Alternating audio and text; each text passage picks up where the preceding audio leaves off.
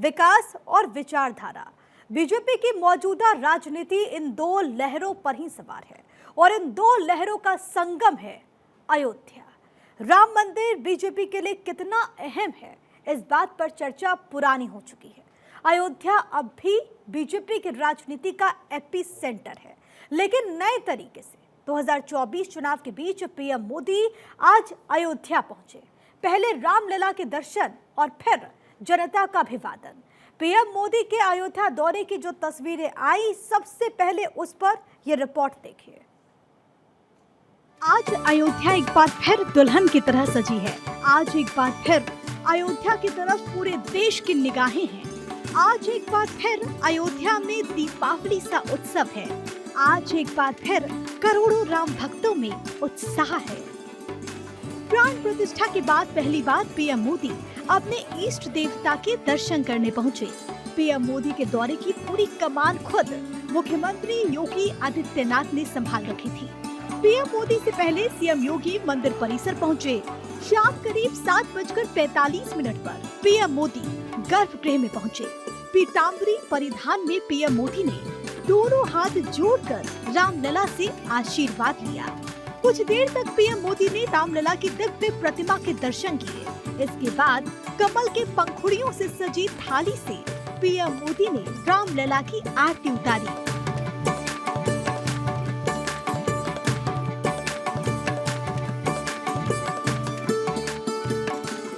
इसके बाद पीएम मोदी ने रामलला को साष्टांग प्रणाम किया।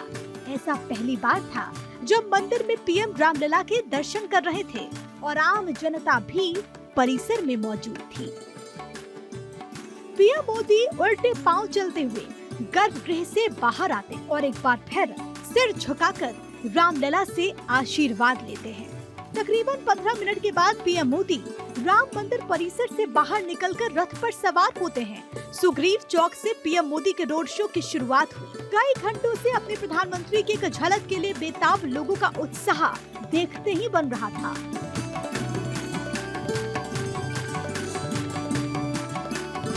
रोड शो के दौरान पीएम मोदी के साथ योगी आदित्यनाथ और बीजेपी के प्रत्याशी लल्लू सिंह भी मौजूद थे।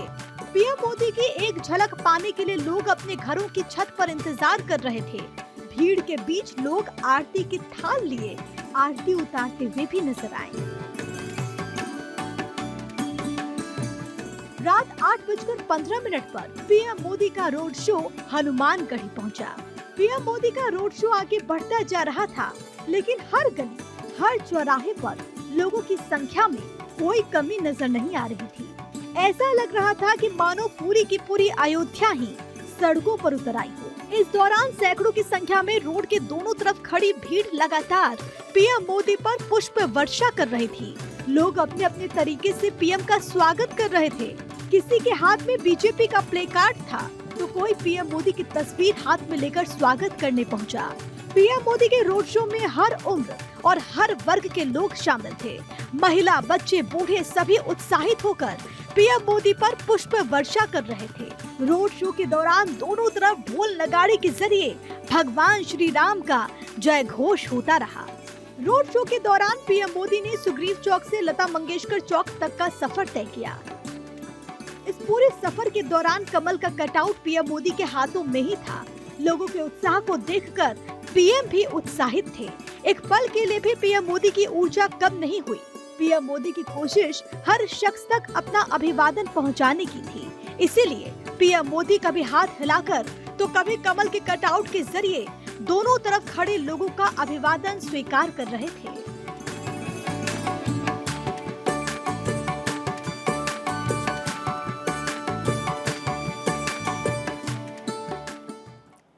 कहते हैं कि राजनीति में हर कदम का एक संदेश होता है, और जब बात पीएम मोदी जैसे नेता की हो तो हर स्टेटमेंट और हर फैसले को डिकोड करना जरूरी होता है। अयोध्या में 20 मई को 5वें चरण में चुनाव होने हैं, लेकिन तीसरे चरण की वोटिंग से ठीक पहले पीएम मोदी आज अयोध्या पहुंचे। प्राण प्रतिष्ठा के बाद पहली बार रामलला के दर्शन किए। 353 लोकसभा सीटों पर अभी भी वोटिंग बाकी है। पीएम मोदी के अयोध्या दौरे का कितना पड़ेगा 5 फेज के वोटिंग पर असर, इस रिपोर्ट के जरिए आपको समझाते हैं।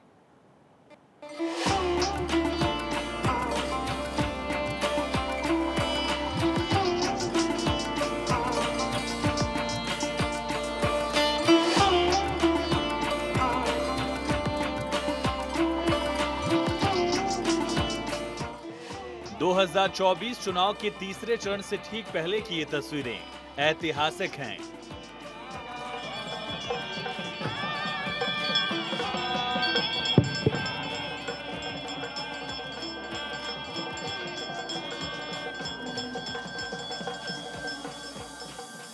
अब आप सोचेंगे कि इन तस्वीरों में ऐसी क्या खास बात है।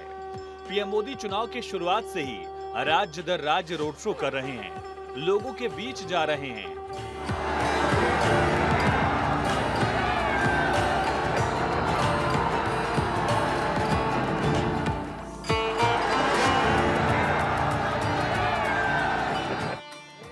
लेकिन ऐसा पहली बार है जब कोई प्रधानमंत्री चुनाव के बीच अयोध्या पहुंचा हो।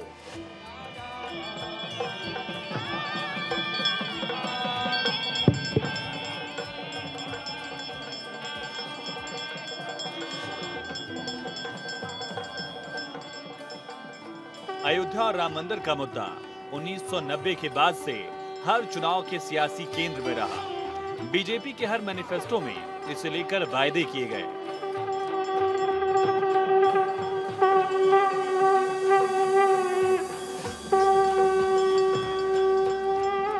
पिछले 25 साल से हर चुनावी शोर में जिस राम मंदिर की गूंज सुनाई दी, वो इस चुनाव से पहले पूरा हो चुका है।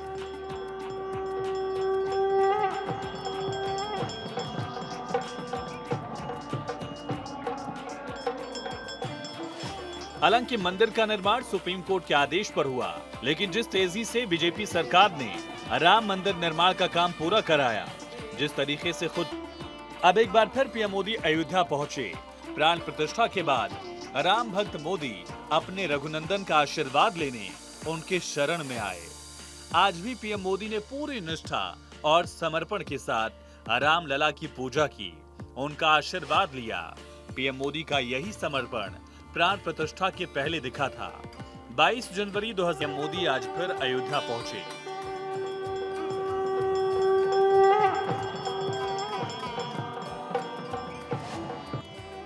पीएम मोदी ने जिस आस्था और निष्ठा के साथ राम मंदिर के प्राण प्रतिष्ठा का कार्य संपन्न किया, उसकी तारीफ पूरे देश में हुई। तप से ही विशेष परिशुद्धि होती है। आज मुझे आपको बतलाने समय अंतःकरण गदगद होने की अनुभूति हो रही है। मैंने तो कहा था, हम लोगों ने महापुरुषों से परामर्श करके लिखा था, आपको केवल 3 दिन का उपवास करना है। आपने 11 दिन का संपूर्ण उपोषण किया। हमने 11 दिन एक भुक्त रहने के लिए कहा था, उन्होंने अन्न का ही त्याग कर दिया। महाभारत में कहा गया है, अनशन यह सबसे बड़ा तप है, अनशन। और उसको उनके जीवन में साकार होते हुए मैंने केवल देखा नहीं, मैं थोड़ा तार्किक हूं।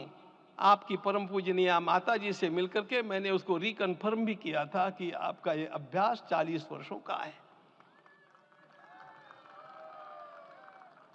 ऐसा तपस्वी कोई राष्ट्रीय नेता प्राप्त होना यह सामान्य बात नहीं है। पूरे देश ने देखा कि कैसे इन 11 दिनों में पीएम मोदी ने राम भक्त के साथ देश के प्रधान होने का भी कर्तव्य निभाया।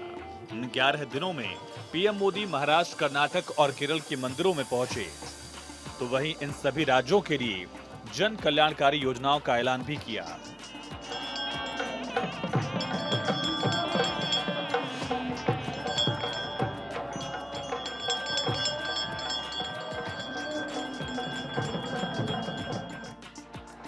दरअसल 2024 के चुनाव में पीएम मोदी ने बीजेपी और एनडीए के लिए अब तक का सबसे टफ टारगेट सेट किया और उस टारगेट को अचीव करने के लिए पीएम मोदी जी जान से जुटे हुए हैं। 2 चरण के चुनाव हो चुके हैं।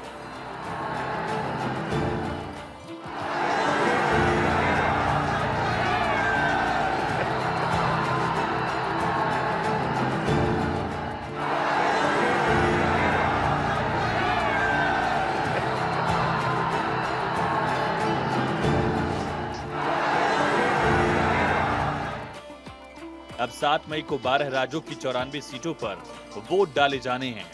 पहले 2 चरण में 190 सीटों पर वोटिंग हो चुकी है अब बाकी के 5 चरणों में 353 सीटों पर वोटिंग होनी है।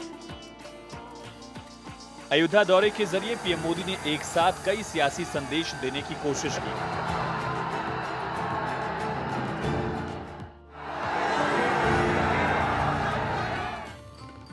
पहला, राम मंदिर की सफलता याद दिलाना। दरअसल राम मंदिर प्राण प्रतिष्ठा का कार्यक्रम जनवरी महीने में हुआ था।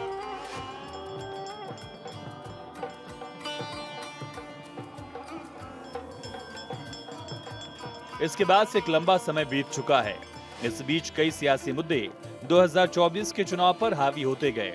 2024 चुनाव में विपक्ष लगातार आरक्षण और संविधान के मुद्दों के जरिए लोगों में डर का माहौल बनाने का नैरेटिव गढ़ रहा है। अब बीजेपी राम मंदिर के जरिए इन सभी मुद्दों को बैकफुट पर धकेलने की कोशिश करेगी।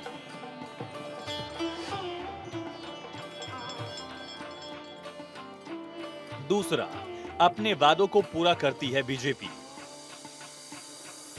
राम मंदिर एक ऐसा मुद्दा है जिसे इतिहास में लंबे समय तक लटकाया गया। हालांकि इस पर अंतिम फैसला कोर्ट का होना था, लेकिन किसी भी सरकार ने उस ताकत के साथ अदालत में इसकी पैरवी नहीं की जिस तरह से बीजेपी सरकार ने की। स्वाभाविक है बीजेपी सरकार एक बार फिर जनता के बीच अपने वादों को पूरा करने वाली सरकार का इमेज पेश करना चाह रही है।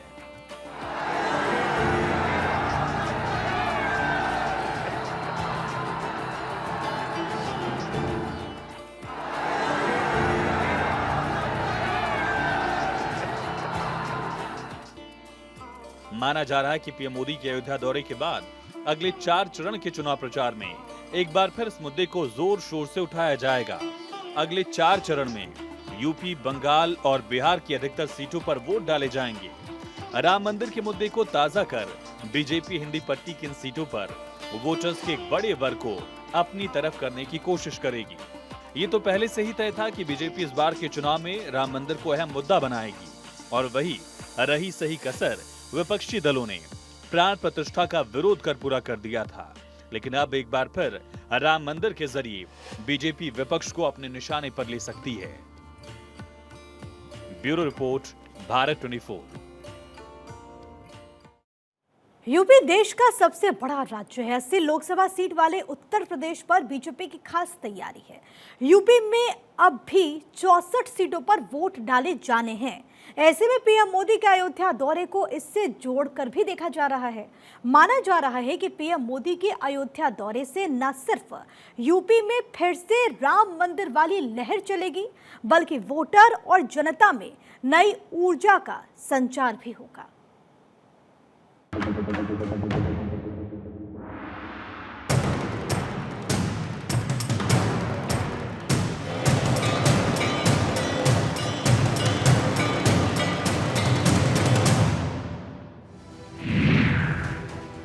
ये तस्वीर है यूपी में 2019 लोकसभा चुनाव के नतीजों की। 80 में से 64 सीटों के साथ उत्तर प्रदेश में बीजेपी ने एकतरफा जीत दर्ज की। यूपी कभी सपा बसपा का गढ़ था, लेकिन पहले 2014 और 2019 के चुनावी नतीजों के बाद ये दोनों सियासी दल चंद सीटों तक सिमट कर रह गए। इतना ही नहीं, देश की सबसे पुरानी पार्टी अब यहीं अपनी सियासी जमीन तलाश रही है। लेकिन इस बार चुनौती बड़ी है। पीएम मोदी ने 400 पार का टारगेट सेट किया। ऐसे में जरूरी है कि यूपी में जीत भी बड़ी हो। जानकारी के अनुसार बीजेपी इस बार सभी 80 सीटों पर जीत की स्ट्रेटेजी पर काम कर रही है। अब 2 चरण के चुनाव के बाद आज पीएम मोदी अयोध्या पहुंचे। उत्तर प्रदेश के मुख्यमंत्री योगी आदित्यनाथ भी उनके साथ मौजूद रहे और रोड शो के दौरान लोगों में गजब का उत्साह दिखा। हालांकि पीएम मोदी यूपी की जिन सीटों पर रैलियां या रोड शो कर रहे हैं, तकरीबन हर जगह जनता के बीच ऐसा ही उत्साह देखने को मिल रहा है। बीजेपी की कोशिश जनता के उत्साह को वोट प्रतिशत में बदलने की होगी। मैनपुरी को छोड़ दें तो अयोध्या के आसपास की तकरीबन सभी सीटें बीजेपी के खाते में हैं। लेकिन जब बात पिछले प्रदर्शन को दोहराने की है, तो बीजेपी को उन सभी सीटों पर फिर से जीत हासिल करनी ही होगी। 2024 की शुरुआत से ही अयोध्या उत्तर प्रदेश का एपिसेंटर बन गया है। राम मंदिर प्राण प्रतिष्ठा के बाद हर दिन कोई न कोई सेलिब्रिटी अयोध्या में मौजूद रहता है। पीएम मोदी अपने संसदीय क्षेत्र काशी के साथ अयोध्या के विकास में खुद इन्वॉल्व रहते हैं। इस बीच पीएम मोदी के दौरे से यूपी की सभी सीटों पर पीएम मोदी और अयोध्या की सी कनेक्ट को एस्टेब्लिश करने की कोशिश की गई।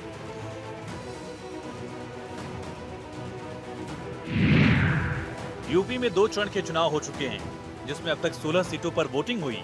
पहले चरण की 8 सीटों में बीजेपी के पास 3, सपा के पास 2 और बीएसपी के पास 3 सीटें हैं। दूसरे चरण की बात करें तो 8 सीटों में बीजेपी के पास 7 और बीएसपी के पास 1 सीट थी। आने वाले 5 चरणों में 64 सीटों पर चुनाव। 64 में से एनडीए के पास 56, बीएसपी के पास 6, सपा और कांग्रेस के पास 1-1 सीट है। ऐसे में 400 का आंकड़ा पार करने के लिए बीजेपी को बाकी के 5 चरणों में अपना स्ट्राइक रेट बढ़ाना होगा। अब तक के 2 फेज के चुनाव में आरक्षण, संविधान, मुगल और औरंगजेब जैसे मुद्दे हावी रहे। इसके अलावा सीएम योगी आदित्यनाथ अपने पाकिस्तान और माफियाओं जैसे मुद्दों के जरिए विपक्ष पर निशाना साध रहे हैं। आप अनुमान करिए, जो लोग जिहाद की बात कर रहे हैं, इनको शर्म आनी चाहिए कि इनके आकाओं ने पहले देश का बंटवारा किया था और आज जिहाद की बात करके देश के लोकतंत्र को ये लोग कलंकित करना चाहते हैं। इनको बताया जाना चाहिए कि जिहाद में अगर इतना ही प्यार है तो भूखों मरने के लिए भिखमंगे पाकिस्तान के पास जाइए, जो आज 2 जून रोटी के लिए तड़प रहा है। एक माफिया मर जाए तो माफिया के मरने पर घड़ियाली आंसू बहाने के लिए जाते हैं, क्योंकि इन माफियाओं को पाला इसी समाजवादी पार्टी ने था, जो यहां के व्यापारियों के लिए, यहां के उद्यमियों के लिए, यहां के किसानों के लिए, यहां की बेटियों की सुरक्षा के लिए खतरा थे। वही माफिया और अपराधियों को ये लोग अपने गले का हार बना करके पूरे प्रदेश में तांडव मचाते थे। 11 लाख गोवंश इस समय सरकार उसका भरण पोषण कर रही है और आने वाले समय में इसका विस्तार भी सरकार करने जा रही है। मैं आपको आश्वस्त करता हूं, कृष्ण कन्हैया के धाम में, उनके देश में, राम और कृष्ण के देश में गौ हत्या को हम कतई नहीं होने देंगे, कतई नहीं होने देंगे। और गौ हत्यारों को किसी भी दिशा में आपकी आस्था के साथ खिलवाड़ नहीं करने देंगे। ये कांग्रेस सपा की सरकार जब केंद्र में थी, बहुजन समाज पार्टी उनको सपोर्ट कर रही थी, तब क्या हाल थे? आतंकी घटनाएं कहीं भी हो जाती थी, विस्फोट कहीं भी हो जाते थे। अयोध्या में राम जन्मभूमि पर हमला हुआ, काशी में संकट मोचन मंदिर पर हमला हुआ, लखनऊ में हमले हुए, सीआरपीएफ के कैंप, रामपुर में हमला हुआ। लेकिन अब एक बार फिर बाकी चरणों के चुनाव प्रचार में राम मंदिर का मुद्दा लीड लेते हुए दिखाई दे सकता है। सिर्फ टॉप लीडरशिप ही नहीं, यूपी में प्रचंड जीत के लिए ग्राउंड लेवल पर भी प्लानिंग की गई है।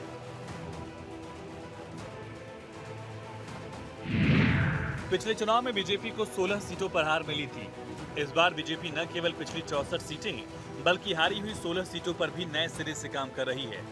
बीजेपी ने 16 सीटों पर प्रत्याशियों के सिलेक्शन में जातीय समीकरण का ध्यान रखा है। इतना ही नहीं, बूथ अध्यक्षों की सीधी मॉनिटरिंग के लिए पहली बार बैठकों में सिटिंग प्लान की व्यवस्था लागू की गई। दरअसल बीजेपी वोट प्रतिशत में 10% के इजाफे का टारगेट लेकर चल रही है, जिसके तहत सभी बूथ अध्यक्षों को प्रत्येक बूथ पर 370 वोट बढ़ाने का टास्क दिया गया। बीजेपी ने बूथ लेवल पर 11 सदस्यीय कार्यकारिणी का गठन किया है। इस बात में कोई दो राय नहीं कि अयोध्या की वजह से यूपी में पर्यटकों की संख्या तेजी से बढ़ रही है, जिसका फायदा यहां लोगों को मिल रहा है। बीजेपी की कोशिश होगी कि इस मैसेज को ग्राउंड जीरो तक जनता के बीच पहुंचाया जाए, जिसका फायदा आने वाले चरणों में बीजेपी को मिल सके। Bureau report, Bharat 24।